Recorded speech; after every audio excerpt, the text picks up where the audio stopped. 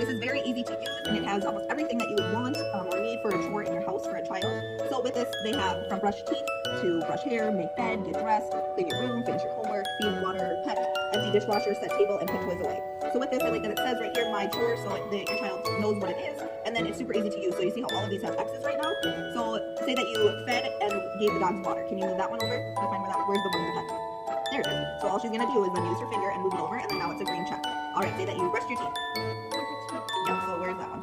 Perfect. So very easy to do with your child. It's easy for them to be able to move it over themselves. It's a great visual so that they know what they still have to do in a day and what they've already done. So very easy to, like I said. So there's two different ways to mount this. If you wanted to hang it somewhere, there is a little nail hook there, or it does come with two stickies if you want to put it on